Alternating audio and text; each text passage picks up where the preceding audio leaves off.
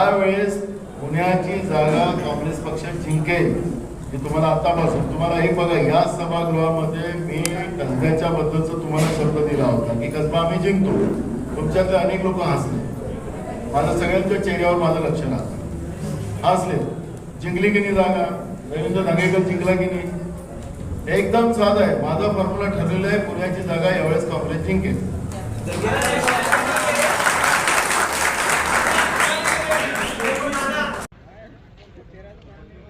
अरेरावीचा हिटलरगिरीचा कळस आपण आजच्या लोकशाहीमध्ये बघतो आहे.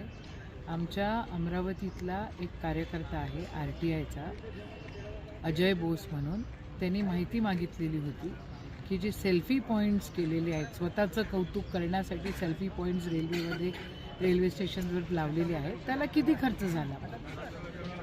तर शिवराज मानसपुरे म्हणून जे कर्मचारी आहेत त्यांनी ती माहिती दिली, आणि त्यांनी माहिती दिली म्हणून त्यांची उचल मागणी करण्यात आली. असं आहे, माहितीचा अधिकार हा काँग्रेसच्या काळामध्ये आलेला, इथे ट्रान्सपरन्सी निर्माण करण्यासाठी हा अधिकार आलेला आहे.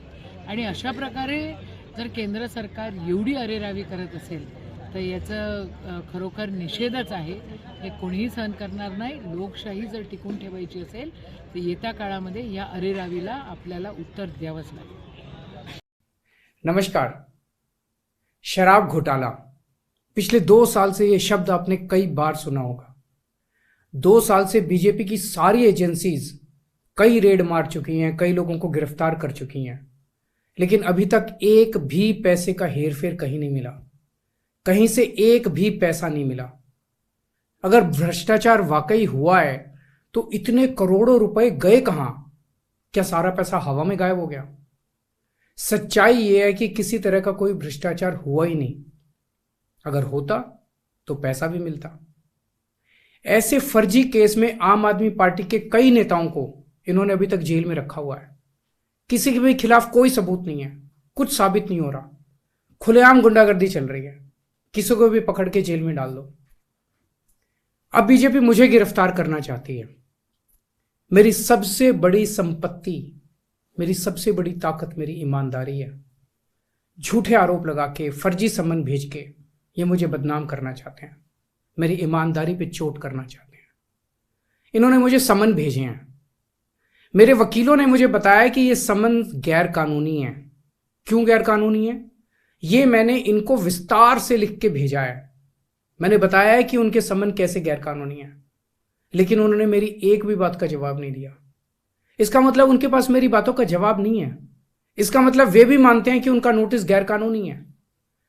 क्या मुझे एक गैर कानूनी समन का पालन करना चाहिए?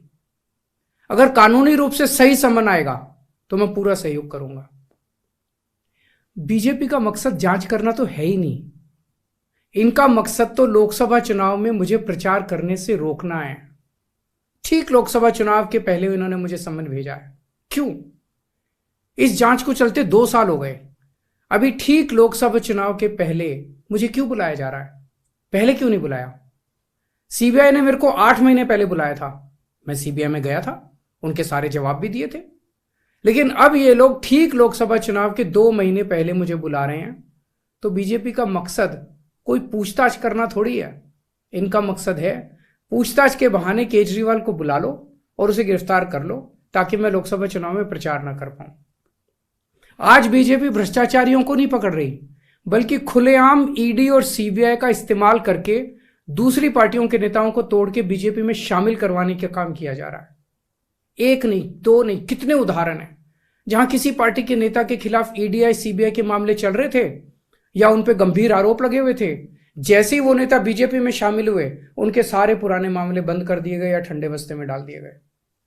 तो जो इनकी पार्टी ज्वाइन कर लेता है उसके सारे मामले रफा दफा कर दिए जाते हैं.